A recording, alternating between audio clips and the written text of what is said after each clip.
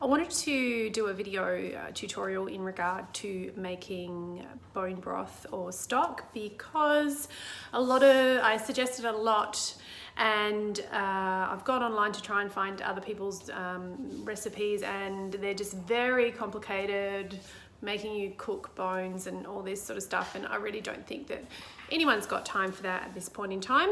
We're all busy, we're all wanting to get full-on health without having to spend an unnecessary time. So this is what I do.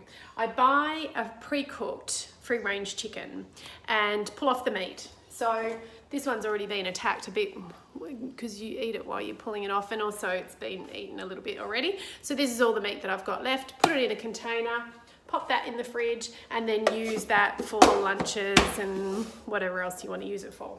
So this is what I've got left over. This is the skin, a little bit of the jelly stuff from the bottom of the packet, the carcass, and the bones. And so what I'm going to do is pop that into the slow cooker here, and pretty much that's all that's going to happen in regard to work on my behalf at this stage. So you can see the little jelly bits there.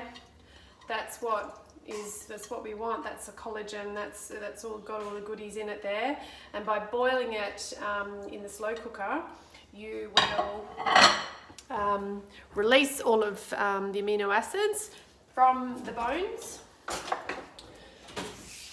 Don't really need to stir it straight up, but you can, just to disperse a little bit. You can stir it a little bit during its cooking, and so we'll see this in another 24 hours and see what it looks like and go from there. It's over 24 hours later since we put this on, and it's actually had another carcass added to it. So I've had it on high in the stock pot. I'll now turn it off. I also, after telling you that you don't need to add any vegetable scraps, found some celery that had some leaves in it, so I just put them in as well. So it's sort of got a bit of a strange colour to it. So now I'm just going to strain it. This is the easiest way, just to put one of these strainers, or you can use a sieve if you want to, like that. But this is a lot easier. You can just pour it all straight in there and you don't have to wait for it to drain. So I'm just going to pull this out now and hope that I don't make a huge mess everywhere, because I've literally just turned it off.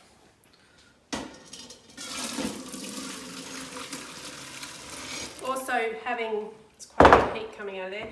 Also having quite a deep colander means that you can sort of do it quite quickly as well and not worry about it splashing you.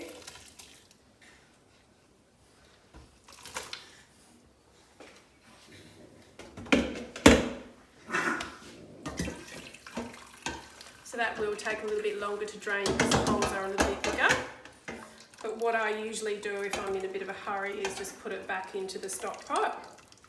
So it smells absolutely amazing. So we've been here all day. You wake up to the smell.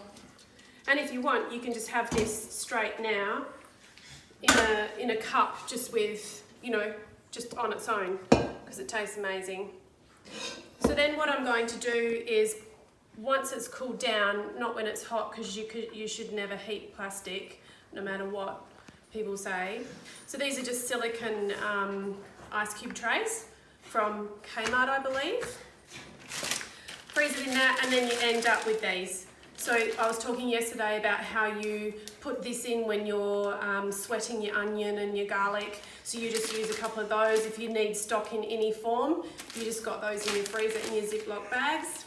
These are from IKEA, and we wash these and put them on the line and reuse them again heaps of times. So the other thing that you can do as well, if you've got a Thermomix, is get these bones and turn them into food for your dogs or your pets. So you just pop these all in here. You can also use a high-speed blender as well. Slight technical issue there. So you're just putting the bones into the Thermomix or your blender, which has got a glass. The only other blender I would use, I wouldn't use a plastic one, is a glass blender with the glass bowl. And then just putting that, it does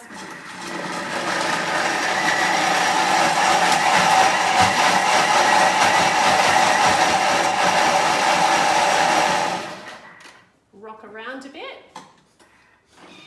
And what you end up with, it's smoking, is a chicken pate that then you just add to your dog's food.